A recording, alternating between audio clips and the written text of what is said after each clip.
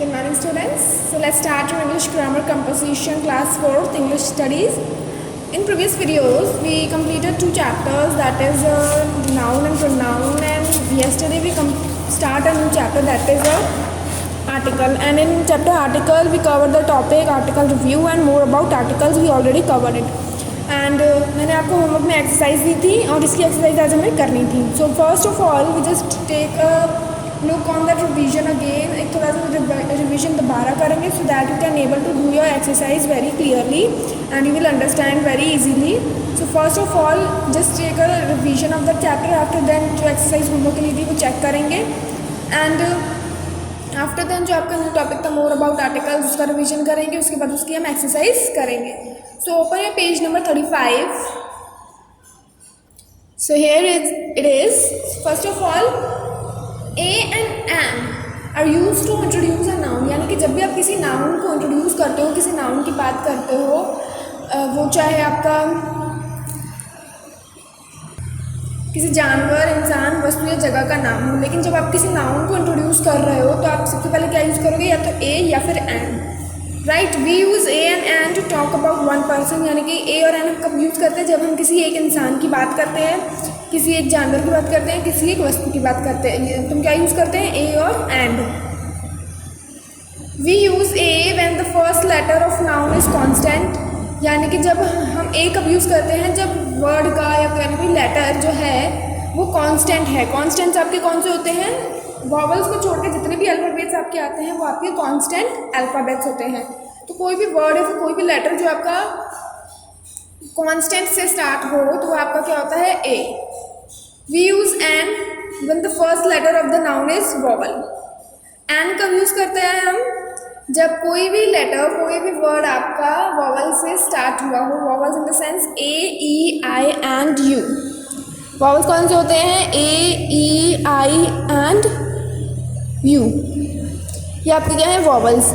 Apple, an egg, an igloo, an owl, an umbrella. Right, so these are the vowels words. Before vowels words we use an. The is use before special noun. जब भी कोई special noun हम use करते हैं तो हम क्या लगाते हैं, इससे पहले द क्या लगाते हैं, the. We use a before U when the sound like. यानी कि ए हम कभी कभी तब भी लगाते हैं जब भी कोई साउंड, यानी कि कोई भी वर्ड आपका जो साउंड होता है वो किससे होता है, यू. Like uniform, eucalyptus. तो ये क्या होते हैं आपके यू लाइक वर्ड्स होते हैं. We use an before the silent h. यानी कि हम एन तब भी यूज़ करते हैं जब कहीं साइलेंट एच हो. Silent H means an honest. भले ही आपको ये एच से लिखा हो लेकिन जो कि प्रोनाउंसिएशन है, जो बोलने का तरीका है वो किससे हो रहा है, ऑनेस्ट, ओ से. Right. Die is used before a noun that has been mentioned, introduced or discussed earlier. यानी कि कोई भी नाउन जो पहले जिसकी बात हो चुकी है लेकिन हमें दोबारा यूज़ करना है वो नाउन, तो हम क्या यूज़ करते हैं, द वर्ड यूज़ करते हैं. A and an are indefinite articles but the is definite article. यानी कि ए और एन आपके क्या होते हैं, इनडेफिनिट आर्टिकल्स होते हैं और द क्या होता है आपका डेफिनिट आर्टिकल होता है. राइट. कभी कभी आप द कब यूज़ करते हो, किसी भी river, lake, ocean, mountain, names of holy books, newspaper names, building, monuments, इन सबसे आप क्या यूज़ करते हो, इन सबसे पहले आप द वर्ड यूज़ करते हो. एंड सो हियर से revision about article reviews complete. And जो मैंने आपको एक्सरसाइज दी थी इतने तो मैंने करा दिए थे. लेट्स सी आगे जो मैंने आपको होमवर्क के लिए दिए थे क्या आपने सही करे हैं या नहीं. So let's start with the fifth one.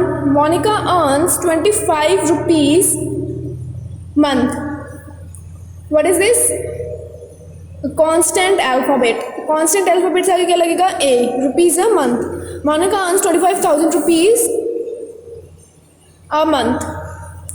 Dancing is more interesting activity than reading. अब more आपका क्या है, superlative degree है. right? more. What is more? More is a superlative degree. More से पहले आपके लगाओगे the. Dancing is the more interesting activity than reading. As a captain of ship, I have complete authority. Ship is your thing, right? Thing. अब इस क्या है, ये constant है. Constant letter से start हो रही है तो क्या यूज़ करोगे आप?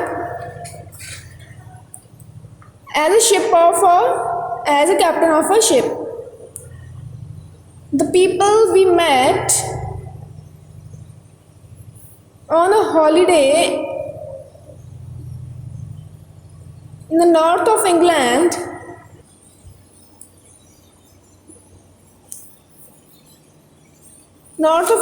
came from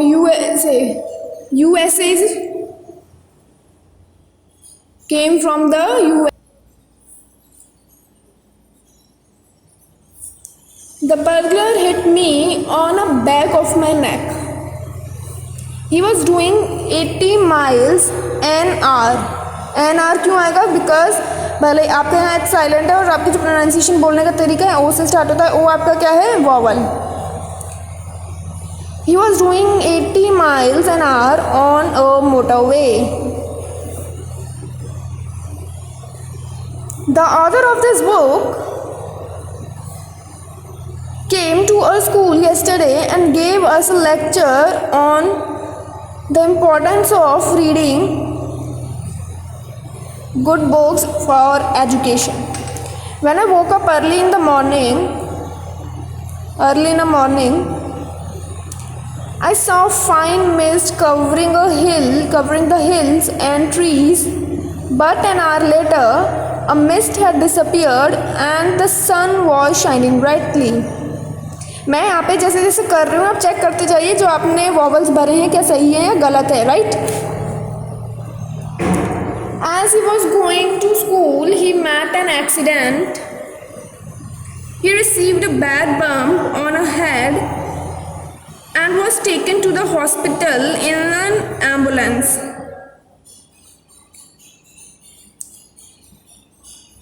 The bus stopped at the bus station.